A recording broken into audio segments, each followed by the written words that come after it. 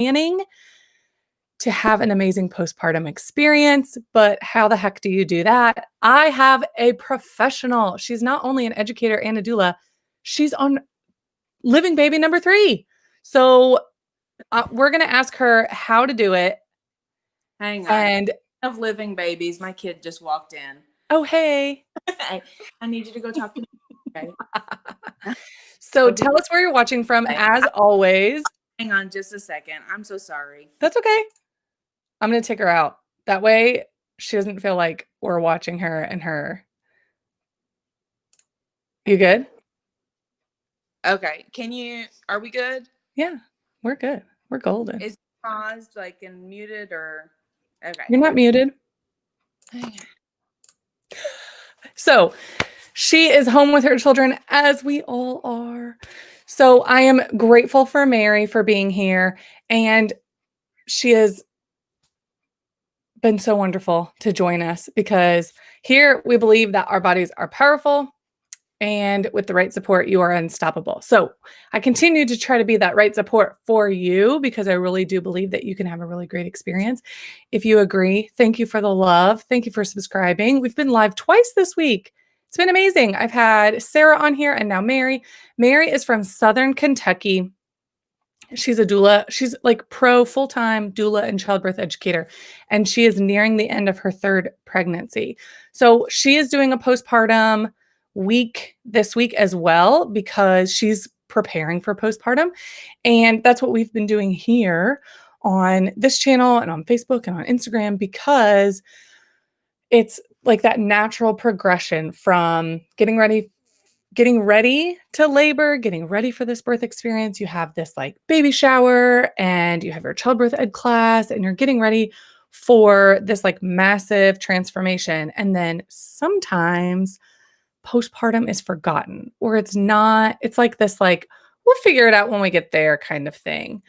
But I've been watching Mary. I'll bring her right back on when she gives me the thumbs up. I've been watching Mary on Instagram prepare for postpartum. And I was like, you have to tell us how you're doing it. Oh, hey, Sarah's here. See, we can show when people are like, hey, we're here. How many weeks are you, Sarah? Sarah's not pregnant right now. Yeah. Tell us how many weeks you are. Tell us what you're doing right now in your pregnancy to prepare for postpartum. And I'll introduce you really quick, Mary. I have some notes here, and I want you to like correct me. Mary and I have actually never met, but I call her my friend. I was like, hey, come meet my friend. We talk online. We're online in the Lamaze Friends. Online Lamaze Friends, that's right. So Mary Duke is the owner of My Sunshine Birth Services, a professional doula and childbirth educator in Southern Kentucky. You are full-time. This is your gig, doula and childbirth educator. Now you're online and you're all the time. Yeah. What's your title at Lamaze?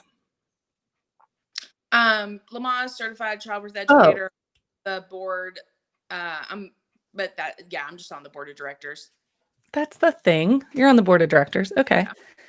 Okay, cool. So you can find her at mysunshinebirth.com, and I'll put up her Instagram handle up here.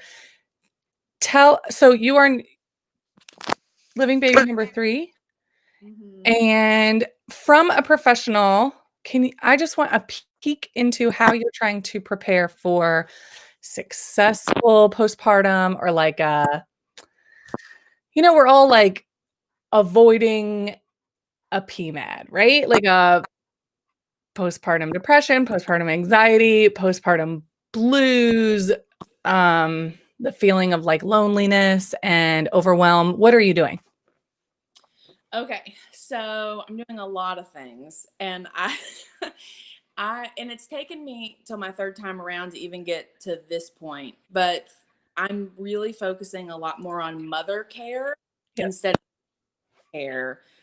Everything with my first baby was all about the baby, items for the baby, a shower for the baby, what's going to help the baby. And then the 2nd time around, I really felt like, okay, I need to have a better birth experience. If I don't have trauma, then postpartum will be easier. Had the most beautiful experience, exactly how it go. postpartum was still just as hard. Like it's still hard. So this time around, I'm really focused on myself. I started like as soon as we were like, okay, we're gonna even try conceiving, I just made sure I was in therapy. Like a lot of people don't want to talk about therapy. I feel like it still is something that has some stigma around it. But I'm all about therapy because we have to figure out our own mother wounds and traumas and like our things that are going to be triggered during postpartum. If we're dealing with our own anxiety and depression outside of postpartum, figuring out with that and so forth. So, so to quickly just kind of run down some of it, therapy for myself, also realizing that I need my house. For me, I need my house to be a certain way, making sure that I'm getting my home prepared. We've hired a postpartum doula, having conversations with my husband about like realistic expectations, about how our household is going to run. One of the things I loved is my midwife this time around.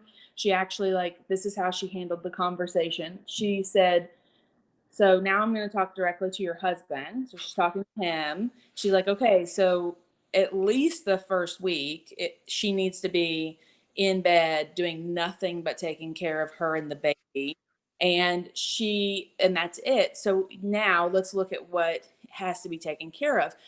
How are you? How can we support you, my husband? Like, how can we support you in making sure the housework, the meals, the other children, all of those things are taken care of? And I love that she directed it at him because, mom, if you need to be lying down healing that first week and feeding your baby, learning how to breastfeed, every baby's different. Mm-hmm. So on that. And then the other thing is working with a doctor and a pharmacist to make sure that I have labs set up so that postpartum I can get my thyroid checked, progesterone checked, and see if there's anything going on hormonally, or just that is causing the depression and anxiety. Has that been a thing for you in the past?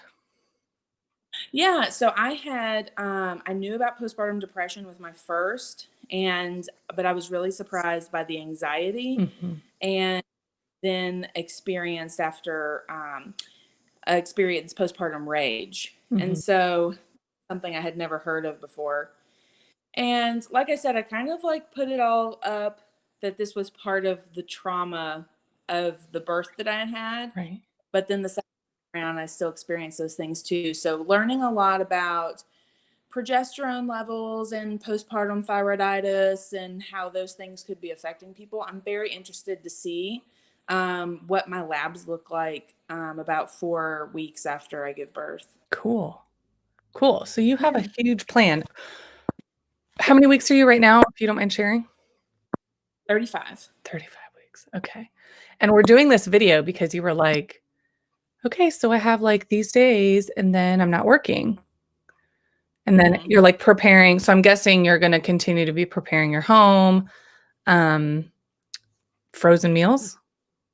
Yes. Okay. Yeah. So making sure that we have plenty of food, but the big thing is nourishing food. And I Right. think that so you're are you technically in the South? You're not Yeah. in the South, Yeah. are you? Yeah. Okay. So, So not fried chicken? so not fried chicken. So what I see happen with so many of my doula clients and Yeah. students is they have these big communities and church communities and all of these people who want to bring the meals, and they're all cheesy, carb loaded casseroles, Yeah. like right after the other. I'm thinking of, And that's what I had. Yeah. yeah, and they're And delicious. I ate it. Right. But then we have a mom who's a week postpartum and she can't poop. And she, you know what I mean? They have, Yeah. Or you're like up and down, up and like yes, sugar or carbs, and then I'm dying, and then up, and then I'm famished, and it's 3 a.m. absolutely. And so for me, it has also been recognizing that it's not just about having food prepared, but understanding what nourishes my body, having And I had to have a conversation with my postpartum doula and my husband. And I told him, I said, now when I get exhausted, because I will, because I'm feeding a baby every 2 hours, you know, um, and I ask you like to go get me sugar and caffeine, like I need somebody to say to me, I know that that sounds good, but maybe we need to just figure out how to get you a nap. Like, what can we do to get you a How about some beef jerky and a pillow? Yeah. Here's some almonds, and I'm gonna turn down the lights. Yeah. Because it's a band-aid. And just like you're saying that, and all of a sudden we're like, oh, that coffee gets me through, coffee's life. But then that coffee and that sugar, I mean, you're gonna crash from it, and then you need Yeah. more. And I was telling a friend about it the other day, and she's like, you sound like a drug addict. And I'm like, I mean, that's what it is. You know? Yeah, it's exactly what it is. Yeah. So being super intentional with what kind of food, where it's at, how you can get it.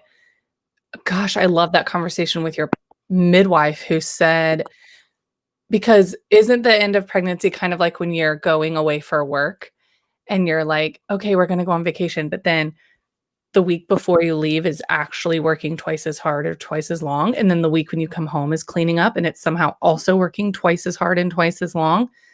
So you're like, partner, husband, how are you going to get all of this done? And that's great, but you're still part of that like team of prepping the childcare and the plan for where the kids are going to be and moving the house around because you're the one who knows what works for you. Right. And even with the most supportive partners and partners who are willing to help out with all of the household duties, if there's not a good plan in place, moms still feel they're constantly to jump up and be like, I'll do this for you. Let me, let me, I'll all jump into it. It's easier to just do it ourselves. And we have to have a plan. We have to have a plan of action so that we can rest. And, I keep talking about the first week, and the first week is important. But another thing that I want to talk about is the fact that postpartum is not just the first few weeks. I mean, postpartum is months. Right. And that's what I said. Tell us where you are in pregnancy and postpartum. Like, personally, I'm 3 years postpartum. My youngest is 3, and I still feel like my body is different. Like with trauma, with my first birth, I had those trauma feelings about birth. I was still working through. We're always postpartum. Right. Yeah. I told my husband for the first time about what a postpartum doula was, how much they cost. Yeah. And we have a 2-year-old son, and he looked at me and he goes, that sounds great. Can we hire her now? Right. I love a postpartum doula. I would love a postpartum doula for 2 years later. Yeah. But, So what's happening with that? What did you hire her for? okay, so she's going to come Monday, Wednesday, Friday from 2 to 5. And yeah, Oh my God. to it's a little different for me. So I will say this for people watching, because it is my third time and I'm a birth professional, I don't need help with infant care. And my best friend and business partner and colleague, she's a lactation counselor. So like I don't need Awesome. help with those things. I know Right. how to safe sleep. I've been co-sleeping safely with babies for 6 years. So if you are a first time parent or if you need help with those things, postpartum doulas will help you with those. Yeah. For me, I was looking for somebody who was going to do more mother care. So she's going to come in and she's going to make sure, she said, I mean, my heart just went a flutter because I was like, well, tell me what a day would look like for you. And she's like, well, I'm going to come in and the first thing I'm going to do is I'm going to make sure the laundry's started so that it's done and dried and I can fold it before I leave. Oh, I just got chills. What is up with that? I hate laundry. I know. And she'll, so light housekeeping, making sure the laundry and the dishes are caught up. She's going to prep some food and bring it. She's going to make some food at the house. She can take stuff out of the freezer and warm it up for us, but just make sure that we're being fed. Yeah. she is gonna, like, because of the time of COVID, this is fantastic for me. She's gonna stop and pick up our click list and pick up that stuff. I'm like, thank you, Yes. thank you. Because your husband would have to pile all the kids in the car, get there on time. It can be maddening. Yeah. So she's going to pick up that stuff and bring that. And then she's going to, if I ask her to, she will hold baby while I get a shower or do things like that. But I made it clear to her that I really want her to just make sure that the house is in order, make sure everybody's fed. And I want her to also take and spend time with my older kids because for me, just knowing they're getting some attention and she can take them outside, whether or not can have some quiet in the house. And my husband gets a break because postpartum Mhm. is hard, even on our partners. So she'll come in and do a lot of different things, but um, it's going to look different for everybody too. And the amount of time that you have them for can look different. So we're going to start out having her come the 3 days a week, but some people may just need a postpartum doula to stop in once a week. And so I just also want people to know you're not, it can be so different for you. Like if you're like, well, all I can do is I could just really afford or work out for them to come once a week. That's better than nothing. Right. Have somebody come check on you. Right. Yeah. Or 3 days.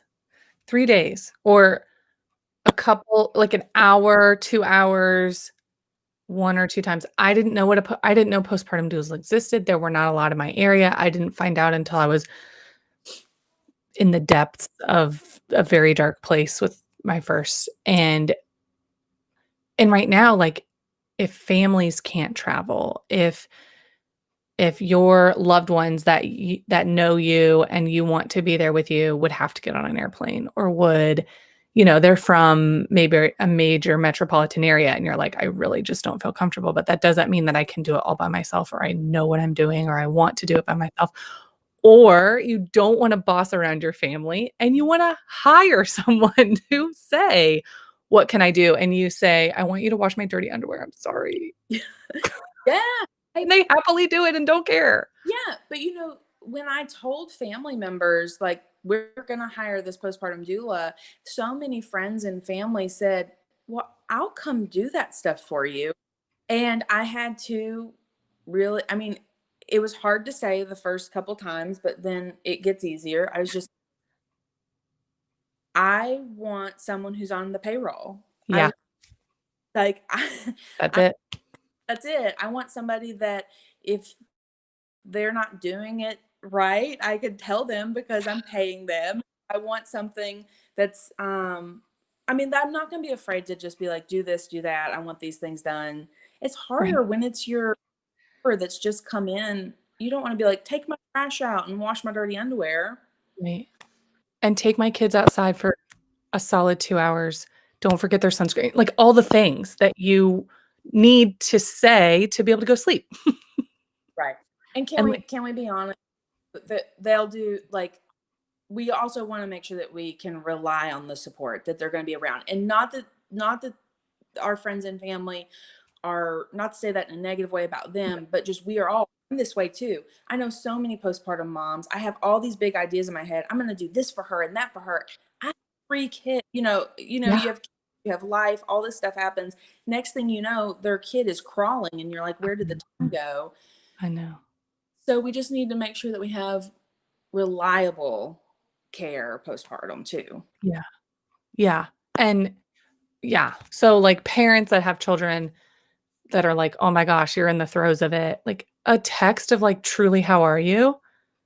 And then I can really spill, "Truly, how am I?" without any sort of, like, expectation of, "If you really knew what it was like, you would be here."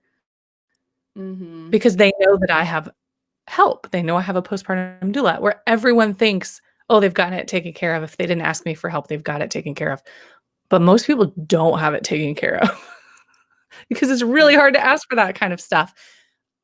Like talking about this, and I love that you're honest about it because I want it to be this mainstay in preparedness, and I want these baby showers to be full of just postpartum doula checks. I Yeah. mean, sharing who's the best postpartum doula and what they can do and how they helped your older kids and how they brought special books and had special time. Or, just like we share about babysitters and we like hold like this wonderful babysitter so close to our heart, or that one thing that that friend or that mother did. And we were like, oh gosh, I'll remember that forever.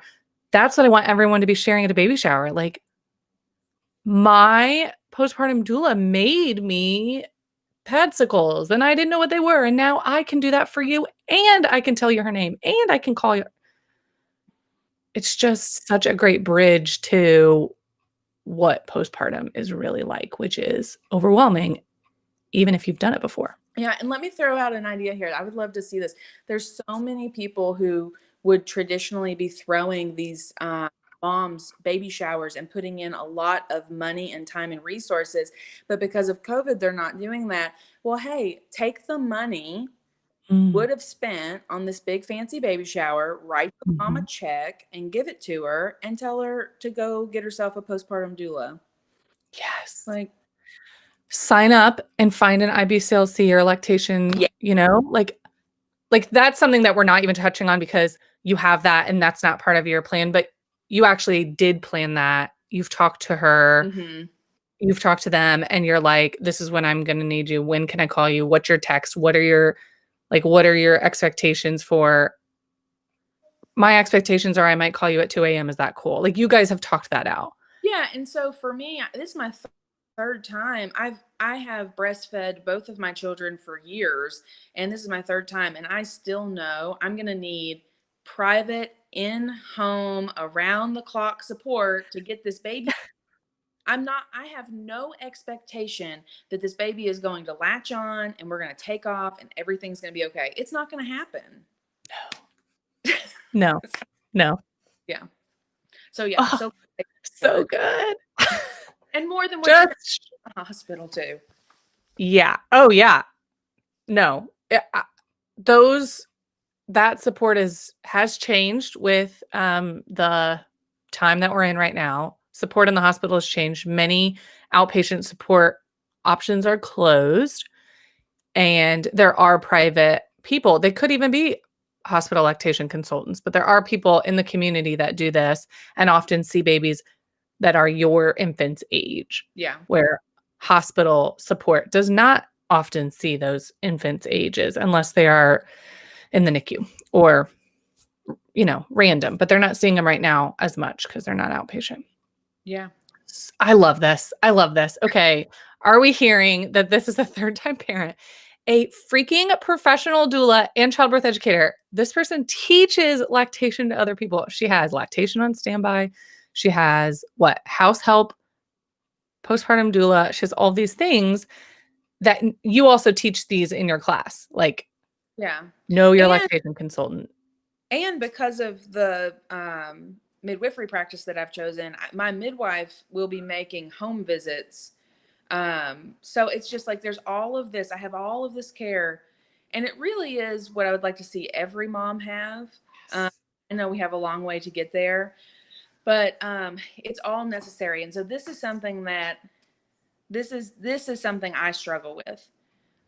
People hear me say that I've got all these resources and all these people lined up, and to many, it can sound like a bit much.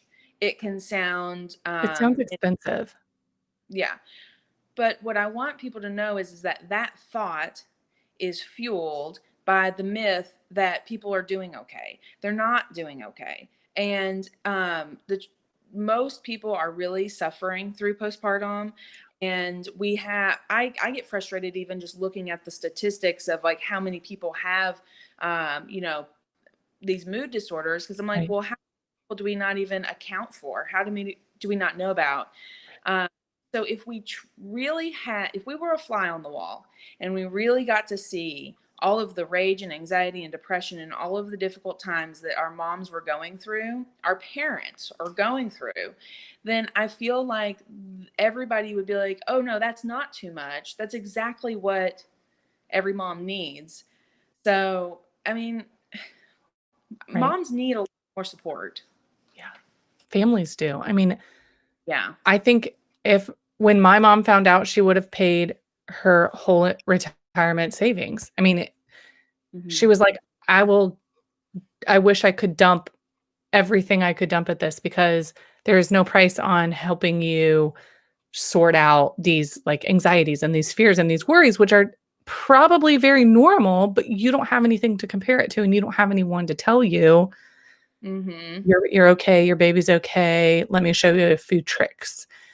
Let me get you fed. Let me get you 2 hours of a nap. Like a few mothering the mother a few times. It does not take one nap. It takes like feeling like you're not alone a little bit longer than one time, but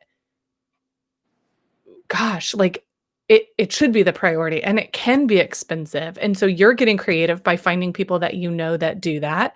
And there could be a friend that knows a friend that could they are learning, they are educating. So many people are doing online things right now that they're kind of in the nooks and crannies like, "Oh, I'm going to school for this." Great. Mhm. Do you wanna practice on me? Yeah, and I think you're absolutely right. And there, you have to get creative with it. And this is something that I realized. I was like, okay, I have to follow my own advice and lead by example here, because when we were talking about a postpartum doula, the truth of the matter is that we're already paying for a home birth team. We're paying Right. for all of this other stuff. There's all of these expenses. Like we don't even have to buy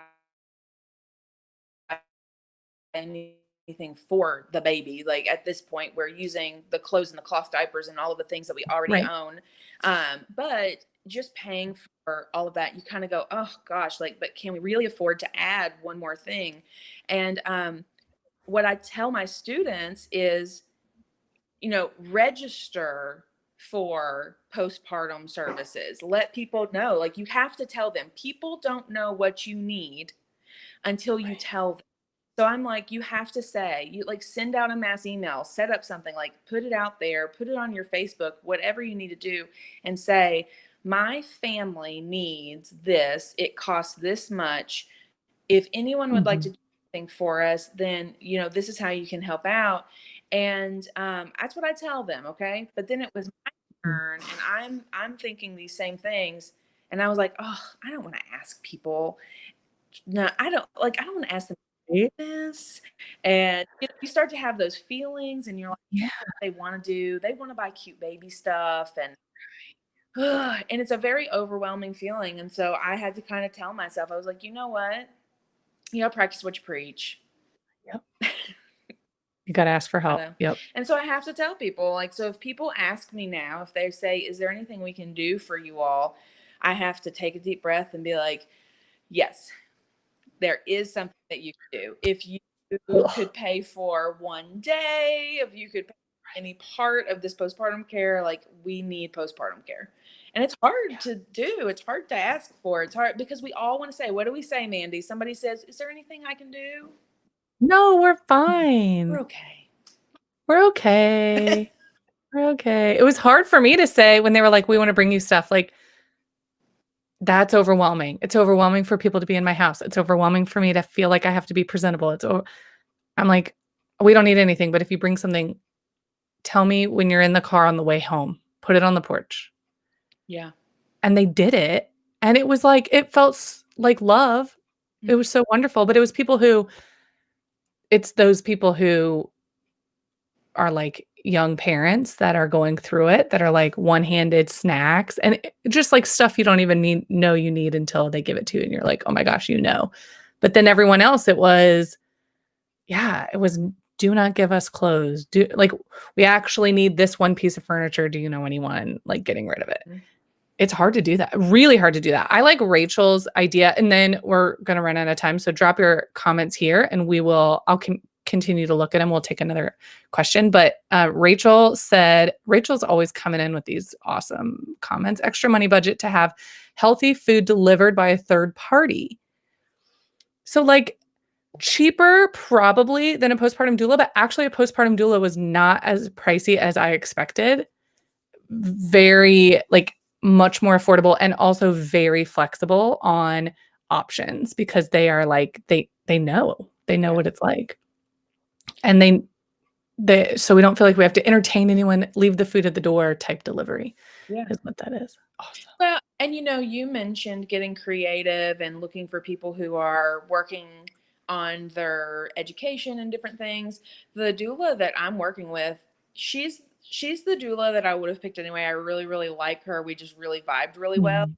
But the truth is that she's new to this and she wants the experience. And so it wasn't as expensive as I thought it was going to be. And I even said to her, as a business person, I looked at her and I was like, are you sure you want to do all of that for that much money? Like really, Yeah. she was like, no, I do. I want, and she said, and I really want to help you. And she's so passionate about what she's doing. And it was surprising. I thought it was going to be a lot more expensive, but it was more affordable than I thought it was going to be. That's awesome. That's good to hear because it's access. It's Yeah. something you got to plan early. You've got to figure it out. So people who aren't pregnant or are early pregnant, it's not too early to plan this stuff because people get booked up and the good people get booked up. And so being flexible, there's just hopefully more flexibility with being online. But Yeah. gosh, once you find someone that really helps you during that time, like you remember them forever. Even people that I've paid, I like gift things, people I don't pay, like my nurses, I'm like, here's this huge gift. Like I could never give you how I feel. So I like that we're talking about creativity and access because it is a lot. And small towns, sucky too. There's just less options. But right now, people are delivering food. It's changing, hopefully for the better of postpartum families. Hopefully less lonely. Thank you so much for your time, Mary. I want to tell everyone where they can find you. So mysunshinebirth.com, right? Okay. Yep. And Instagram handle is down here. My Sunshine Birth. Yeah. Anywhere else? Yeah. Facebook, Mary Duke, LCCE. Mary Duke. Okay. Yeah. Cool. Or just, yeah. Or My Sunshine Birth. I think I it'll think come it up either does. way. Yep. It was doing that while I was tagging it. So go to your favorite social media, My Sunshine Birth. Tell Mary hi. Tell her congratulations and good luck on her postpartum. And tell her you heard about her from this awesome YouTube video. Thank you for your time and good luck and congratulations. And you hit me in the feels. I love what you're doing and what you're teaching. And oh, you're also teaching Lamaze classes online and virtual and in-person doula in Southern Kentucky? Yes. Yeah. After the baby. Yeah. After the baby. 2021. Yeah. 2021. Awesome. It was nice to talk with you, Mandy. Thank you. Thank you so much. Thanks for all the good questions and comments. We'll see you next time.